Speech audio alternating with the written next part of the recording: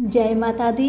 मेरे सभी प्यारे दोस्तों, मैं लक्ष्मी शर्मा बड़ों को चरण स्पर्श, छोटों को प्यार और बराबर वालों को दिल से नमस्कार करती हूँ।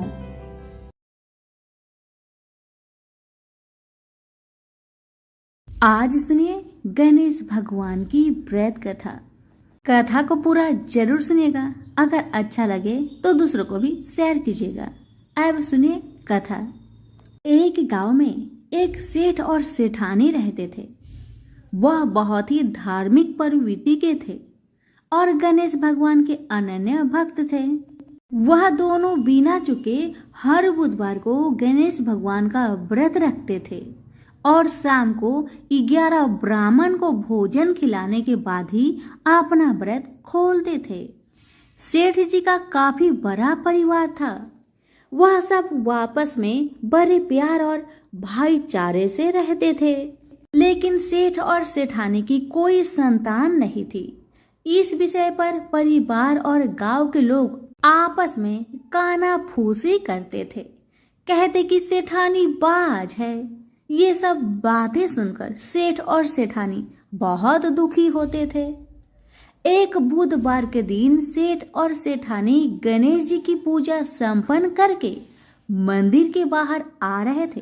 तभी उन्हें सीढ़ियों पर एक छोटा सा बच्चा अकेले बैठा हुआ दिखा। बच्चे को देखते ही दोनों उसके पास गए और पूछा कि तुम्हारे माता पिता कहाँ हैं और तुम अकेले यहाँ क्या कर रहे हो। लेकिन बच्चे ने अभी ठीक से बोलना नहीं सीखा था, इसलिए वह बोल नहीं पाया। वह दोनों बच्चे के पास शाम तक बैठे रहे। तब तक पंडित जी और सेठानी ने नौकरों के आसपास जाकर बच्चे के माता पिता को खोजने की कोशिश की, लेकिन उन्हें बच्चे के माता पिता या बच्चा खोने की कोई खबर नहीं मिली। फिर पंडित जी ने उस बच्चे को सेठ और सेठानी को घर ले जाने के लिए कह दिया।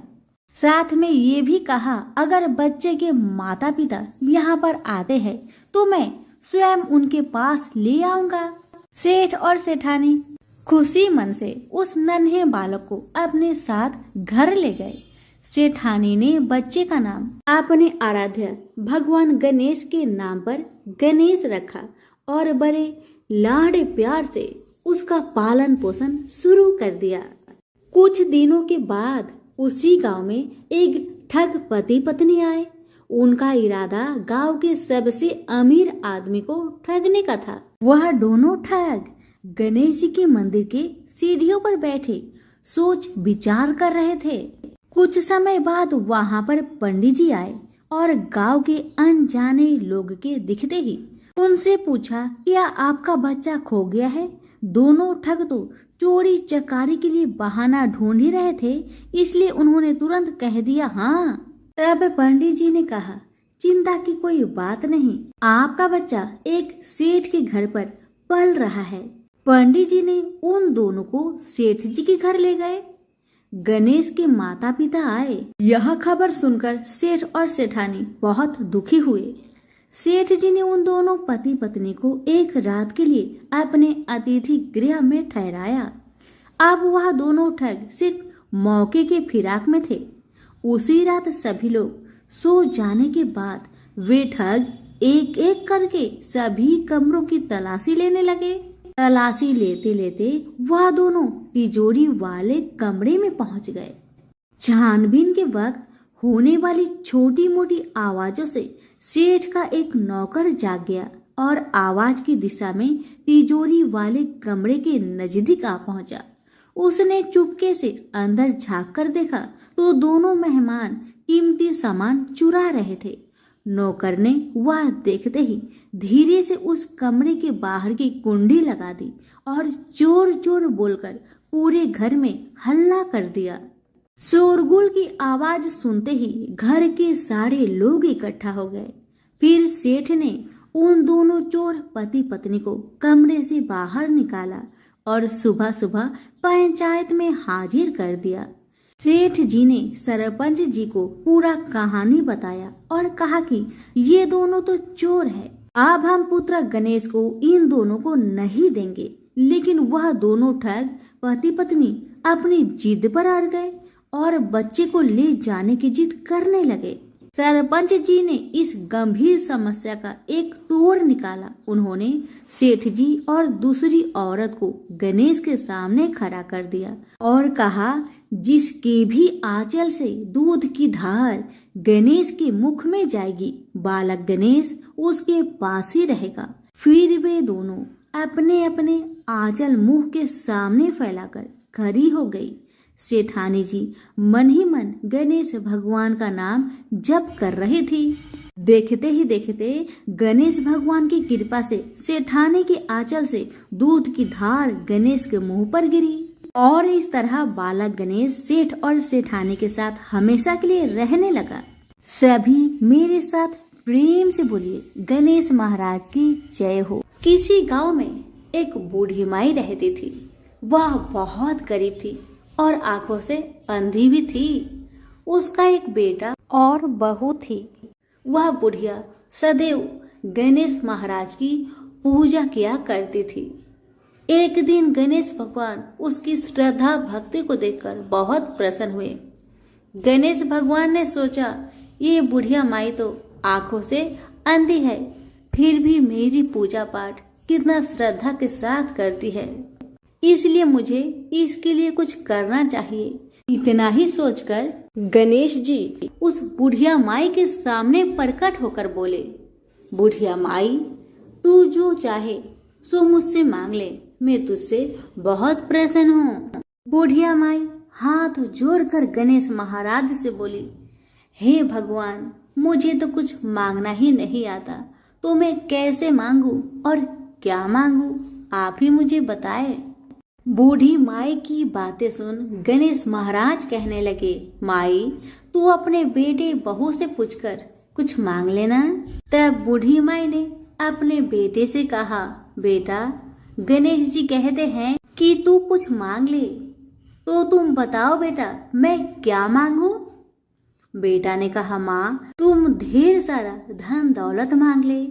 बहू से पूछा तो बहू ने कहा कि आप नाती मांग लीजिए माँ जी। तब बूढ़ी माई मन ही मन में सोचने लगी, बेटा बहू तो सिर्फ अपने लिए ही सोच रहे हैं, मेरे लिए तो कोई सोचता ही नहीं। इतना सोचकर बूढ़ी माई ने सोचा, एक बार अपनी पड़ोसन से पूछ कर आऊं कि मेरी पड़ोसन क्या कहती है।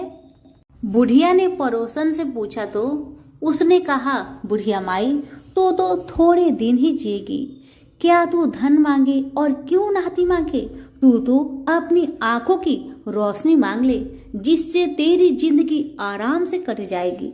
बेटा बहू और पड़ोसन का राय लेकर बुढ़िया माई गणेश महाराज के पास आई और बोली, हे गणेश महाराज, यदि आप मुझ पर प्रसन्न है तो मुझे 9 करोड़ की माया दे, निरोगी काया दे, अमर सुहाग दे, आंखों की रोशनी दे, नाती दे, पोता दे और सब परिवार को सुख दे और अंत में मोक्ष दे।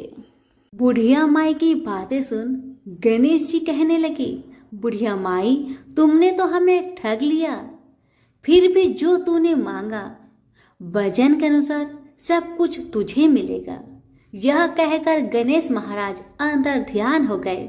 उधर बूढ़ी माई ने जो कुछ मांगा वह सब कुछ मिल गया। गणेश जी महाराज, जैसे आपने उस बुढ़िया माँ को सब कुछ दिया, वैसे ही सबको देना। कहानी कहने वाले, सुनने वाले, हुक्कारे भरने वाले सभी के परिवार पर अपनी कृपा सदा बनाए रखना। सभी मिलकर बोलिए, गणेश भगवान की जय हो, विनायक महाराज की जय हो।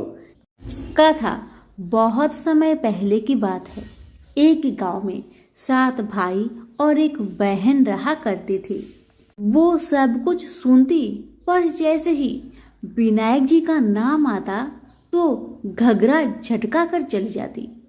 हर रोज उसका यही आदत था, जब भी गणेश महाराज का नाम आता तो घाघरा झटका कर चली जाती।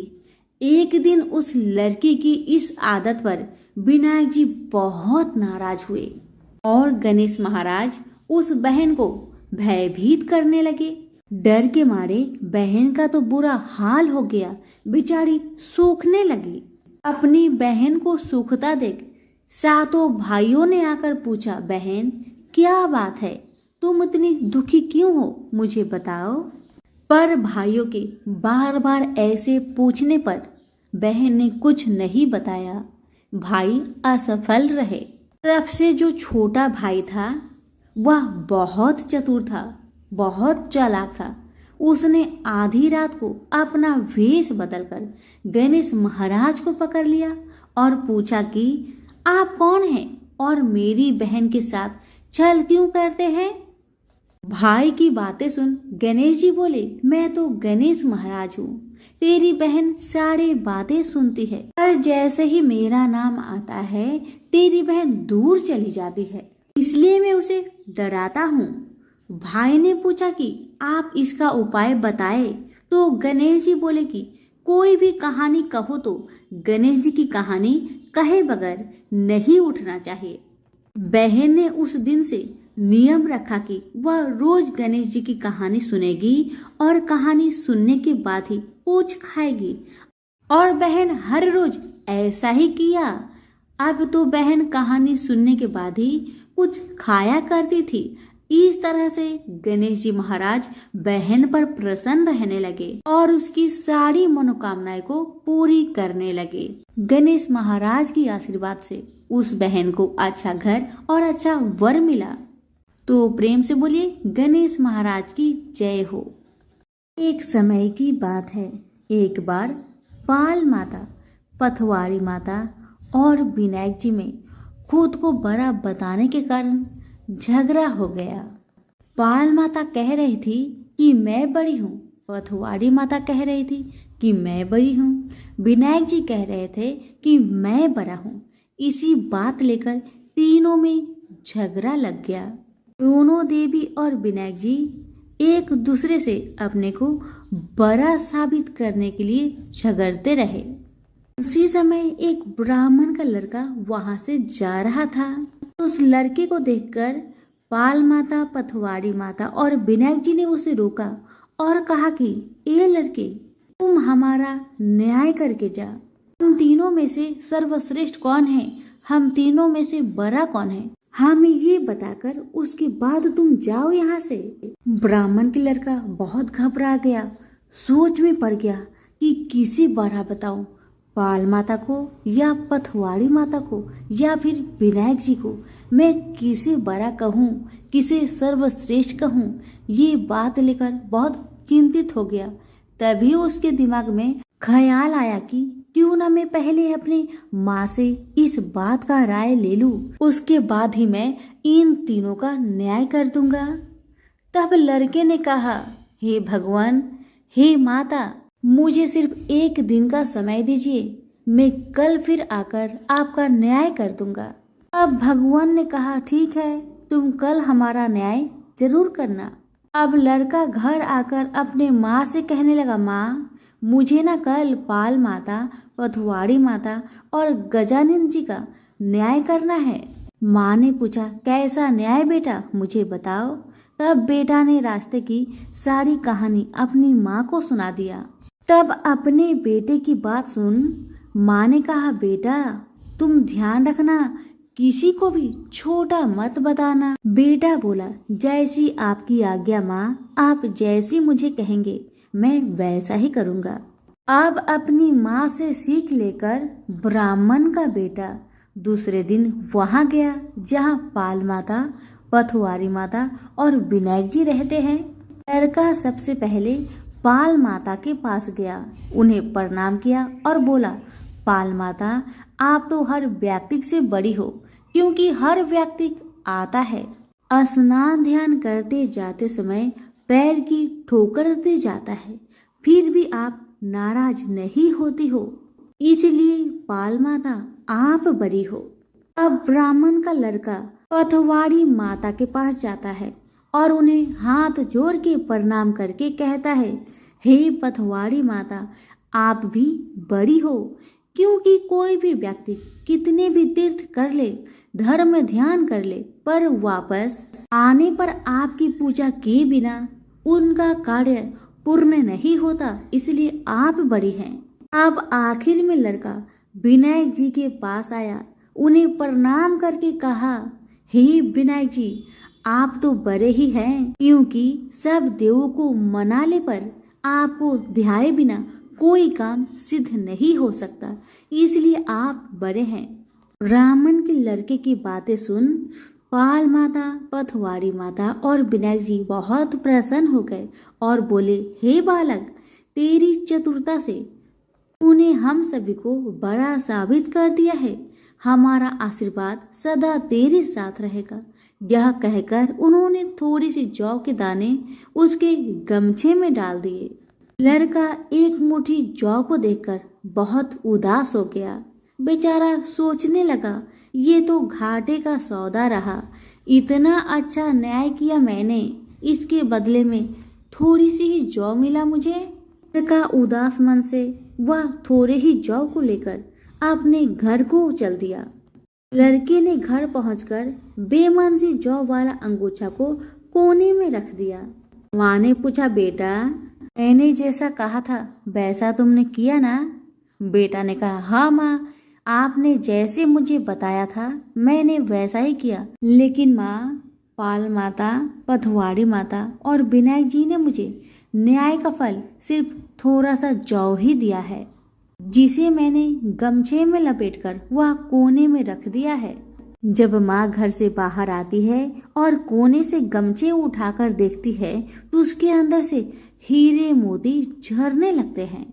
ये देखकर माँ बहुत प्रसन्न हुई और अपने बेटे को पुकारने लगी, बेटा, जल्दी आओ, देखो पाल माता, पथवाड़ी माता और विनायक जी ने तुम्हें क्या दिया है, जल्दी आओ। बेटा दौड़कर जब बाहर आया, बेटा हीरे मोती सोना चांदी देखकर बहुत हैरान रह गया। तब लड़के को समझ में आ गया कि ये सब तो भगवान का आशीर्वाद है। अब माँ और बेटा बहुत खुशी खुशी अपना जीवन व्यतीत करने लगे। हे भगवान, हे पाल माता, हे पथवाड़ी माता, हे विनायक जी, जिस प्रकार आपने ब्राह्मण की लड़की को आशीर्वाद दिया, ऐसा आशीर्वाद सभी को देना। कहानी कहने, सुनने व हुक्कार भरने वालों सबको स्वस्थ, समृद्धि, धन धान्य देना। तो सभी प्रेम से बोलिए, पाल, पथवाड़ी और विनायक जी की जय हो। एक समय की बात है, एक भाई बहन रहते थे। बहन का नियम था कि वह अपने भाई का चेहरा देखे ही खाना खाती थी। हर रोज सुबह उठती थी और जल्दी जल्दी घर का सारा काम काज करके अपने भाई का मुख देखने के लिए उसके घर से निकल जाती। एक दिन रास्ते में एक पीपल पेड़ के नीचे गणेश जी की मूर्ति रखी हुई थी। उसने भगवान के सामने हाथ जोड़कर कहा कि मेरे जैसा अमर सुहाग और मेरे जैसा अमर पिहर सबको दीजिए। यह कहकर वह आगे बढ़ जाया करती थी। हर दिन का उसका यही नियम था। जंगल के झाड़ियों के कांटे उसके पैरों में चुभा करते थे। एक दिन बहन भाई के घर पहुंची और भाई का मुख देखकर बैठ गई। तो भाभी ने पूछा, पैरों में क्या हो गया है ननद जी? यह सुनकर उसने भाभी को जवाब दिया कि रास्ते में जंगल की झाड़ियों से गिरे हुए कांटे मेरे पाँव में चुभ जाते हैं। जब वह वापस अपने घर आ गई तब भाभी ने अपने पति से कहा कि रास्ते को साफ करवा दो। हमारी ननद यानी कि आपकी बहन झाड़ियों के रास्ते से आती है तो उसके पाँव में बहुत सारे कांटे चुभ जाते हैं। पत्नी की इतना बात सुनते ही भाई तुरंत उठा और हाथों में कुल्हाड़ी लेकर सारी झाड़ियों को काटकर रास्ता साफ कर दिया। और इसी कारण से गणेश जी का स्थान भी वहां से हट गया। यह देखकर भगवान गुस्सा हो गए और उसके भाई के प्राण को हर लिए। लोग अंतिम संस्कार के लिए जब भाई को ले जा रहे थे तब उसकी भाभी रोती हुई लोगों से कही, थोड़ी देर रुक जाओ, उसकी बहन आने वाली है, वह अपने भाई का मुख देखे बिना नहीं रह सकती, उसका यह हर दिन का नियम है। तब लोगों ने कहा, आज तो देख लेगी पर कल कैसे देखेगी। रोज के दिन की तरह बहन अपने भाई का मुख देखने के लिए जंगल में निकल दी। जब जंगल में उसने देखा कि सारा रास्ता साफ किया हुआ है, तब वह आगे बढ़ी तो उसने देखा कि सिद्धि विनायक को भी वहां से हटा दिया गया है। तब उसने जाने से पहले गणेश जी को एक अच्छे स्थान पर रखकर उन्हें स्थान दिया और हाथ जोड़कर बोली, हे गणेश महाराज, मेरे जैसा अमर सुहाग और मेरे जैसा अमर पिहर सबको देना। और फिर इतना कहकर आगे निकल गई। लड़की की बात सुनकर भगवान गणेश सोच में पड़ गए, अगर मैं इसका नहीं सुना तो मुझे कौन मानेगा, हमें कौन पूजेगा। तब सिद्धि विनायक ने उसे पीछे से आवाज दिया कि बेटी, इस खेजड़ी की 7 पत्तियां ले जा और उसे कच्चे दूध में घोलकर भाई के ऊपर छींटा मार देना, वह उठकर बैठ जाएगा। यह सुनकर जब बहन पीछे मुड़ी तो उसने देखा कि वहां तो कोई नहीं है, लेकिन फिर भी उसके दिल से आवाज आई, जो मैंने सुना वैसे ही करती हूँ, देखा जाए क्या होता है। इतना सोचकर वह 7 खेजड़ी की पत्तियां लेकर अपने भाई के घर पहुंची। उसने देखा वहां कई लोग बैठे हुए हैं। भाभी बैठी रो रही है और पास में ही भाई का लाश रखा हुआ है। तब उसे रास्ते में जो आवाज सुनाई दी थी वही बात याद आई और उसने वैसा ही किया जैसे उसने सुना था। उसने केजरी के 7 पत्तियों को बताए हुए नियम के तहत भाई के ऊपर इस्तेमाल किया। तब उसका भाई उठकर बैठ गया। भाई बोला बहन से, मुझे तो बहुत ही गहरी नींद आ गई थी। तब बहन बोली, यह नींद किसी दुश्मन को भी ना आए, और उसने सारी बात अपने भाई को बता दी। हे गणेश महाराज, जैसे आपने उस बहन की सुनी वैसे ही कहानी कहने वाले, हुक्कारे भरने वाले सभी की परिवार की सुनना और सभी के परिवार की रक्षा करना। सभी प्रेम से बोलिए गणेश महाराज की जय हो। एक गांव में एक साहूकार रहता था। साहूकार की एक बेटी थी जो कि हर रोज पीपल सींचने जाती थी। पीपल के वृक्ष में से लक्ष्मी जी प्रकट होती थी और चली जाती।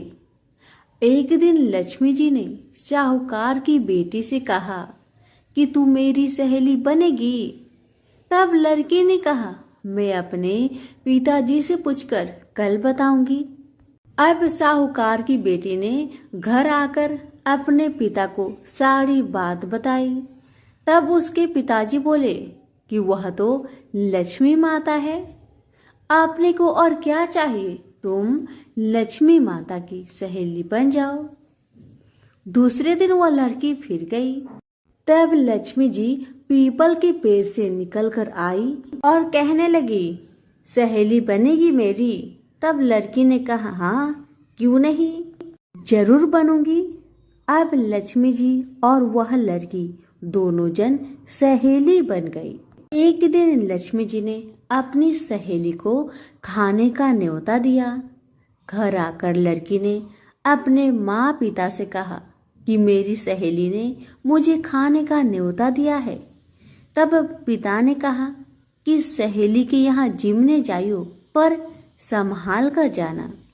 तब वह लक्ष्मी जी के यहाँ जिमने गई तो लक्ष्मी जी ने उसे 2 साल ओढ़ने के लिए दिया, रुपए दिए, सोने की चौकी, सोने की थाली में 36 प्रकार के भोजन करा दिए।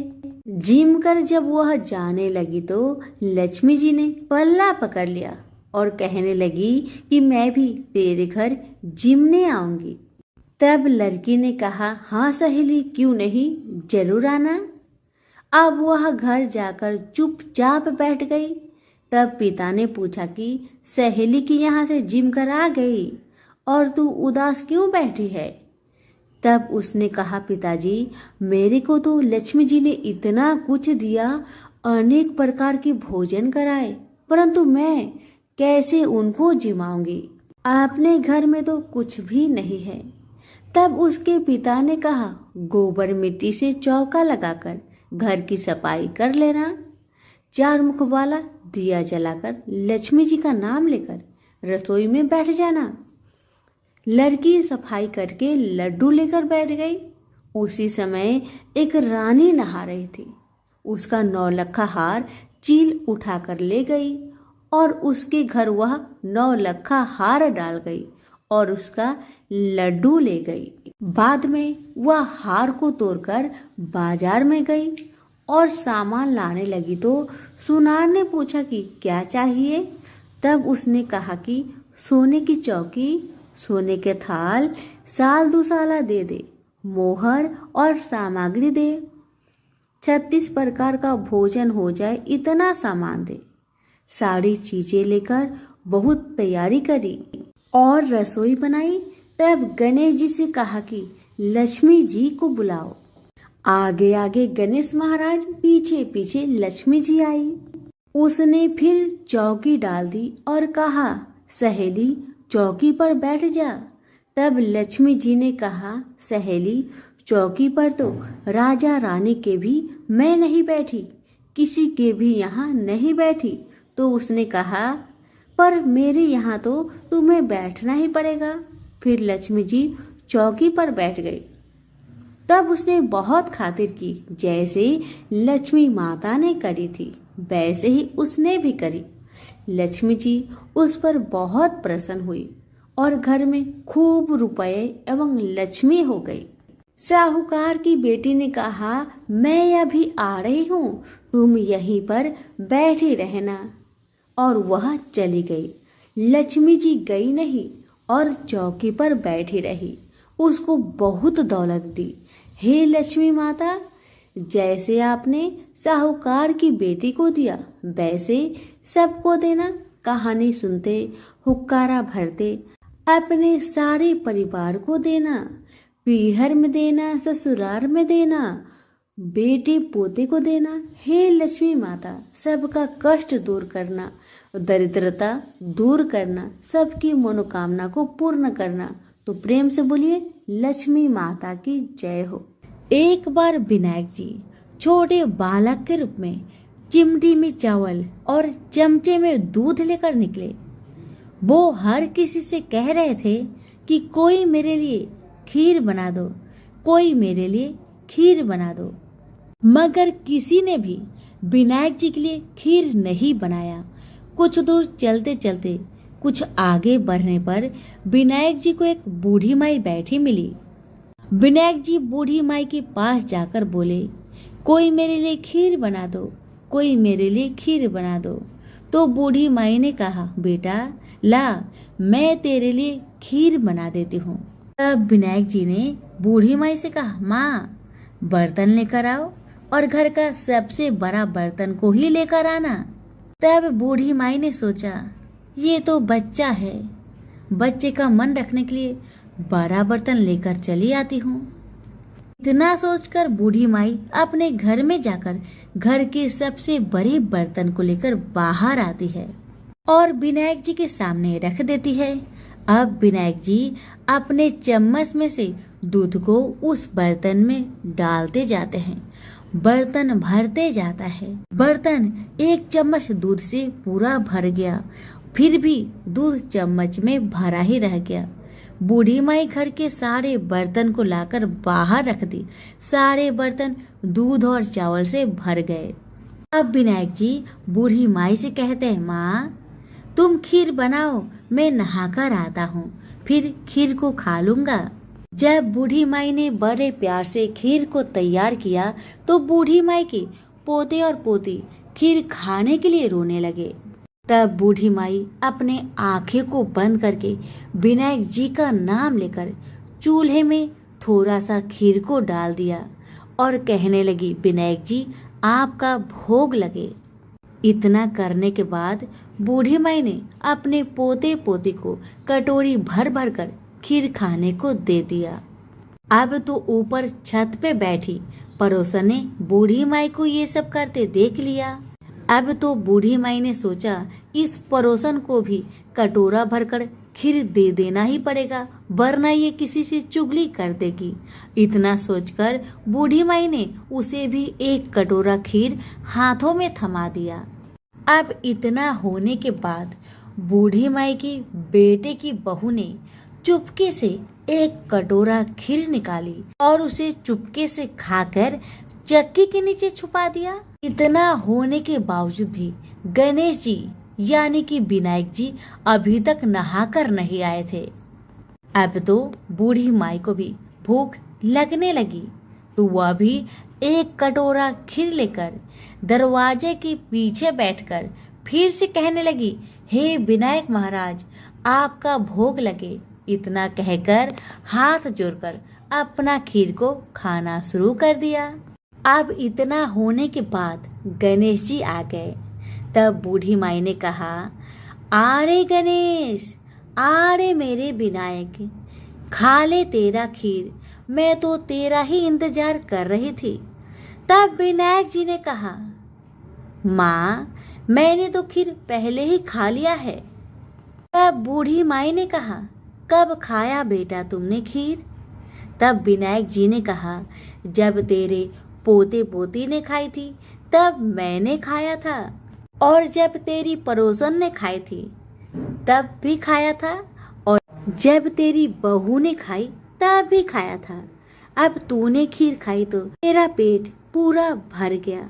तब बूढ़ी माई ने कहा, बेटा तेरी सारी बात तो सच है, लेकिन बहू बेचारी सुबह से घर का सारा काम में लगी है, तो उसने फिर खीर कब खाई बताओ? तब विनायक जी महाराज ने कहा, चक्की के नीचे जाकर देखो माँ, वहाँ कटोरा पड़ा है। तूने तो मेरे लिए भोग लगाया था, पर तेरी बहू ने बिना भोग लगाए ही खीर को खा गई। तब बूढ़ी माई ने विनायक जी से कहा, बेटा घर की बात है, घर में रहने दो। अब बताओ कि बची हुई बाकी खीर का मैं क्या करूं? तब विनायक जी ने कहा, नगरी को जिमा दो। बूढ़ी माई ने पूरी नगरी जिमा दी, फिर भी बर्तन खाली नहीं हुआ। जब राजा को यह बात पता चली तो राजा ने बुढ़िया को बुलवाया और कहा, क्या रे बुढ़िया, ऐसा बर्तन तेरे घर में कहाँ से आया? ऐसा बर्तन तो राजा के महल में होना चाहिए। बुढ़िया ने कहा, राजा जी, इस बर्तन को आप ही रख लो। राजा जी ने महल में बर्तन को मंगवा लिया, और बर्तन को महल में लाते ही सारे खीर, कीड़े मकोड़े, बिच्छू, ककले बन गए और बहुत दुर्गंध आने लगी। यह देखकर राजा ने बूढ़ी माई से कहा, बुढ़िया, अपने बर्तन को तुम वापस ले जाओ, मुझे नहीं चाहिए ऐसे बर्तन। बूढ़ी माई ने कहा, ठीक है महाराज, जैसा आप कहे, लेकिन ये तो बर्तन मुझे मेरे विनायक जी ने दिया है। बुढ़िया माई ने बर्तन वापस लिया। बूढ़ी माई के बर्तन वापस लेते ही फिर से वह बर्तन खीर से भर गया और सुगंधित खुशबू आने लगी। बूढ़ी माई घर आकर विनायक जी से कहने लगी, हे विनायक महाराज, बर्तन में बचे हुए खीर को मैं क्या करूं? तब विनायक जी ने कहा, बची हुई खीर को झोपड़ी के कोने में खरा खोद कर डाल दो। उसी जगह सुबह जब तुम उठकर खोदोगी तो धन के 2 चारे मिलेंगे। ऐसा कहकर विनायक महाराज अंतर ध्यान हो गए और जाने से पहले विनायक महाराज ने बूढ़ी माई की झोपड़ी में लात मारकर चले गए। वैसे ही बूढ़ी माई की झोपड़ी तो महल में बदल गया। सुबह बहू ने फावड़ा लेकर पूरे घर को खोद डाला, लेकिन कुछ मिला ही नहीं। तो बहू ने सासू माँ से कहने लगी, सासू माँ, तेरे विनायक जी तो झूठे हैं। सासू माँ कहने लगी, नहीं नहीं, मेरे विनायक जी तो झूठा नहीं है, ला मैं देखती हूँ। बुढ़िया माई ने सुई लेकर खोजने लगी तो टन टन करते 2 धन के चारे निकल आए। तब बहू ने कहा, सासू माँ, तेरे गणेश जी तो साचो है। सासू माँ ने अपने बहू से कहा, विनायक जी तो भाव नाव के भूखे हैं। हे विनायक जी महाराज, हे गजानंद, हे गणेश जी महाराज, जैसे आपने बूढ़ी माई को दिया वैसे सबको देना। विनायक जी की कहानी कहने वाले, हुक्कारे भरने वाले और आसपास के सभी सुनने वाले सबको देना। तो सभी प्रेम से बोले विनायक महाराज की जय। कथा। एक बार गणेश जी महाराज एक सेठ जी के खेत में से जा रहे थे तो उन्होंने 12 दाने अनाज के तोड़ लिए। फिर गणेश जी के मन में पछतावा हुआ कि मैंने तो सेठ जी के यहाँ चोरी कर ली। तो गणेश जी सेठ जी के 12 साल की नौकरी करने लग गए। एक दिन सेठानी राख से हाथ धोने लगी तो गणेश जी ने सेठानी का हाथ पकड़कर मिट्टी से हाथ धुला दिया। सेठानी सेठ से बोली कि ऐसा क्या नौकर रखा है, नौकर होकर उसने मेरा हाथ पकड़ लिया। सेठ जी ने गणेश को बुलाकर पूछा कि तुमने सेठानी का हाथ क्यों पकड़ा। तो गणेश जी ने बोला कि मैंने तो एक सीख की बात बताई है। राख से हाथ धोने से घर की लक्ष्मी नाराज होकर घर से चली जाती है और मिट्टी से हाथ धोने से आती है। सेठ जी ने सोचा कि गणेश है तो सच्चा। थोड़े दिनों बाद कुंभ का मेला आया। सेठ जी ने कहा, गणेश सेठानी को कुंभ के मेले में स्नान करा के ले आओ। सेठानी किनारे पर बैठकर नहा रही थी तो गणेश जी उनका हाथ पकड़कर आगे डुबकी लगवा लाए।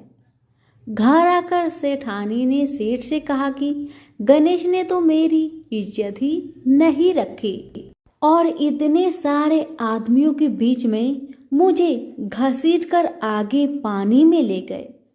तब सेठ जी ने गणेश जी को पूछा कि ऐसा क्यों किया। तो गणेश जी ने कहा कि सेठानी किनारे बैठकर गंदे पानी से नहा रही थी तो मैं आगे अच्छे पानी में डुबकी लगवाकर ले आया। इससे अगले जन्म में बहुत बड़े राजा और राजपाट मिलेगा। सेठ जी ने सोचा कि गणेश है तो सच्चा। एक दिन घर में पूजा पाठ हो रही थी, हवन हो रहा था। सेठ जी ने गणेश को कहा कि जाओ सेठानी को बुलाकर ले आओ। गणेश जी सेठानी को बुलाने गया तो सेठानी काली चुनरी ओढ़कर चलने लगी तो गणेश जी ने काली चुनरी फाड़ दी और कहा कि लाल चुनरी ओढ़ के चलो। सेठानी नाराज होकर सो गई। सेठ जी ने आकर पूछा, क्या बात है। तो सेठानी ने बोली कि गणेश ने मेरी चुनरी फाड़ दी। सेठ जी ने गणेश को बुलाकर बहुत डांटा और कहा, तुम बहुत बदमाशी करते हो। तो गणेश जी ने कहा, पूजा पाठ में काला वस्त्र नहीं पहनते हैं, इसलिए मैंने लाल वस्त्र के लिए कहा।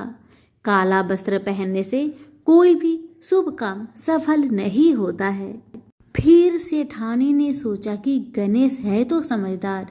एक दिन सेठ जी पूजा करने लगे तो पंडित जी ने बोला कि वो गणेश जी की मूर्ति लाना भूल गया, अब क्या करे।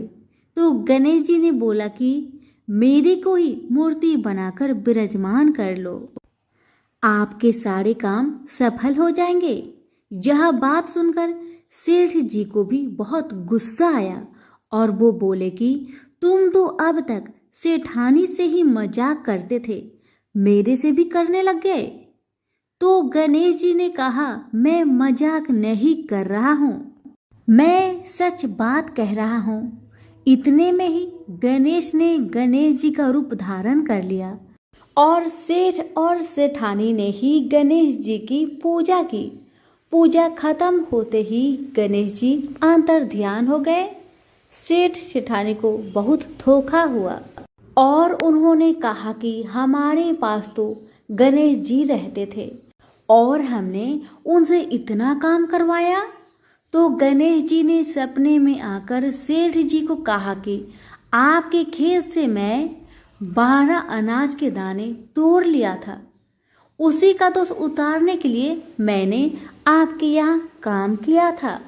गणेश जी की कृपा से सेठ जी के करोड़ों की माया हो गई।